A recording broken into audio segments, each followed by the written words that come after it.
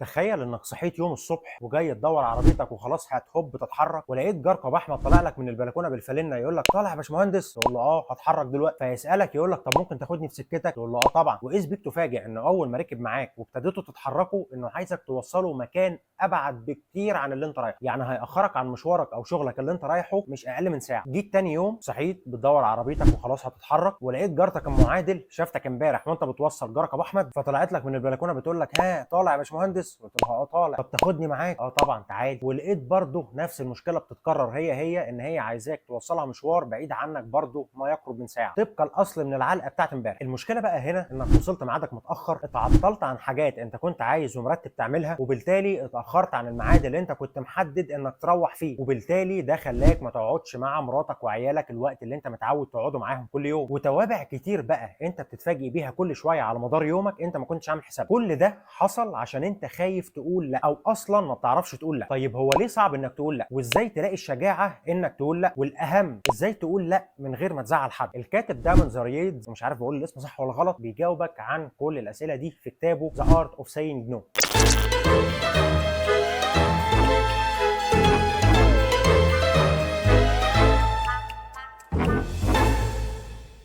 اول حاجه ليه الموضوع صعب قوي كده ان احنا نقول لا؟ بص يا سيدي، غصب عننا من واحنا صغيرين دماغنا اتبرمجت ان احنا نقول حاضر او نعم. لما كنا اطفال، لما كنا بنيجي نقول لا لابائنا وامهاتنا كانوا بيزعلوا مننا، ولما كبرنا شويه ودخلنا المدرسه لما كنا بنيجي نقول لا للمدرسين بتوعتنا كانوا بيزعلوا مننا وبيعاقبونا. لما دخلنا ثانوي وجامعه كنا بنلاقي نفسنا بنقول اه لاي مجموعه من الصحاب او شله عشان ندخل ما بينهم وما نحسش ان احنا لوحدنا، وبكده نقدر نفت ان او نندمج ونبقى من ضمن مجموعه. ولما اتخرجنا وابتدينا ندور على شغل في الاول كنا مضطرين نقول اه لاي فرصه تيجي قدامنا عشان احنا محتاجين نشتغل ومش ضامنين وجود اي فرصه ثانيه، وبالتالي احنا عايشين حياتنا من اول ما وعينا على الدنيا واحنا متعودين نقول اه، بنوافق على اغلب الحاجات سواء عايزينها او مش عايزينها. فطبعا مش هيبقى من السهل انك تيجي مره واحده تتعلم تقول لا. الكاتب كمان في الكتاب بيقول لك ان احنا بنلاقي صعوبه ان احنا نقول كلمه لا عشان بنعتقد اعتقاد غلط ان احنا لو قلنا لا هنبقى اشخاص انانيين، وبكده هتلاقي مع الوقت ان ده بيأثر بعلاقتك بالسلب مع اللي قدامك، ودي طبعا حاجه احنا مش عايزينها. طيب احنا دلوقتي عرفنا ليه كلمه لا كلمه صعبه، ازاي بقى نخليها سهله؟ وازاي نلاقي الشجاعه اللي تخلينا نتعلم نقول كلمه لا؟ اجابه على السؤال ده لازم تدرك 3 حاجات. اول حاجه انك بتقول لا فده مش بيخليك شخص اناني. انا عايز افاجئك واقول لك ان ده بيزود مدى عطائك للي حواليك. ايه ده؟ ازاي ده؟ هشرح لك بمثال. انت دلوقتي لو قلت اه لاي حاجه لاي حد، مع الوقت مش هتلاقي وقت لاحتياجاتك انت الشخصيه، سواء نوم او كواليتي تايم مع اهلك او مع اصحابك او حتى مع نفسك. مش هتلاقي وقت انك تمارس هوايه بتحبها بتفرغ عنك الطاقه السلبيه، وده هيؤدي بيك انك هتبقى مزنوق في الوقت على طول وستريسد ومضغوط طول الوقت، مش مبسوط، مرهق، مش طايق نفسك. ومع الوقت هتلاقي نفسك لا طايق الناس اللي خدت وقتك ولا لاقي وقت وطاقه تديهم لناس تانية. وبيقول لك عشان تتاكد من الكلام ده جرب في يوم تصحى في يوم اجازتك وتلاقي كذا ايميل لازم ترد عليه او كذا مسج على جروب الشغل لازم ترد عليه، وده هيخليك تقعد ساعتين او 3 اول ما تصحى تفضل ترد على مسجات الشغل دي. وتجرب في يوم تاني تصحى تلاقي نفس المنظر بس تقول لا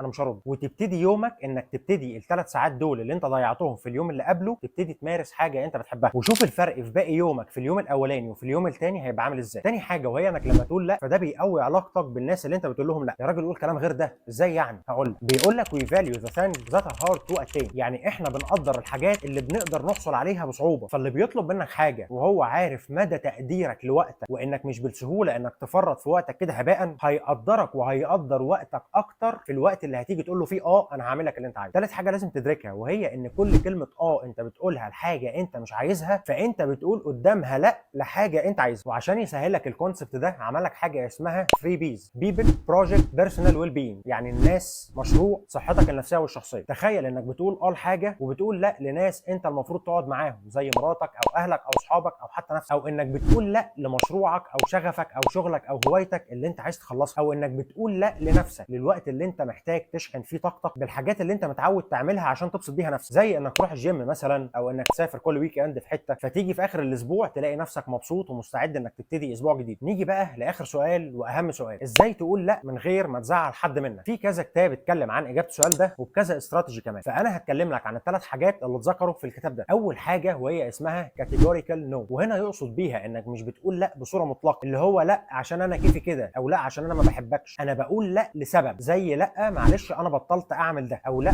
انا دلوقتي ملتزم بحاجه ثانيه، او لا لا انا اصلا ما بعرفش اعمل الحاجه دي. في الحاله دي اللي قدامك هيفهم ان اللا اللي انت بتقولها له دي مش لا بشكل شخص، هو اي حد لو كان طلب الطلب ده منك غيره برضه انت كنت هتقول له لا، وده عشان انت عندك سبب يخصك مش يخصه هو. تاني حاجه اسمها ريفرنس او كوميتمنت، يعني توضح ان اللا اللي انت قلتها دي وراها التزام ناحيه حاجه تاني. والناس اللي عندها ذوق عاده بتقدر الالتزامات وما بتحبش ان هي تكسر التزام حد بحاجه تانيه. وتالت حاجه ودي بصراحه انا بشوفها استراتيجي لطيفه جدا، وهي حاجه اسمها كاونتر ايفكت، ودي عباره عن انك بتقول لا بس في نفس الوقت بتعرض انك تنفذ جزء من الطلب ده، او لا بس انا ممكن اساعدك ان الاقي لك حد يعمل لك الحاجه دي. يعني انت رفضت بس في نفس الوقت ساعدت. يعني مثلا جارك ابو احمد ده اللي لبسك في مشوار بعيد عن شغلك بساعه، ممكن بالاستراتيجي دي تاخده في سكتك لاقرب مكان هو عايز يروح. وهو ده الكاونتر ايفكت، انك تنفذ الطلب اللي طلب منك بس جزئيا او بطريقه ثانيه. وبكده خليك دايما فاكر ان كلمه لا بتزود عطائك للي حواليك، بتخلي اللي قدامك يقدر قيمه وقتك اكتر. كل بتقولها لحاجه انت مش عايزها بتقول قدامها لا لحاجه انت عايزها. وبكده تبقى اتعلمت ازاي تقدر تقول لا، وازاي تقدر تقول لا من غير كمان ما تزعل حد، بانك تقول لا لسبب يخصك مش يخص الشخص اللي طلب منك. ودي الكاتيجوريكال نو، انك تقول لا عشان انت ملتزم بحاجه، الكوميتمنت ريفرنس، او انك تقول لا وتعرض مساعده بديله، الكاونتر ايفكت. وبعد ما تفتكر الكلام ده كله، افتكر اذا كنت عملت لايك وشير للفيديو ولا لا، سبسكرايب للشانل عشان تشوف كل الفيديوز الجايه.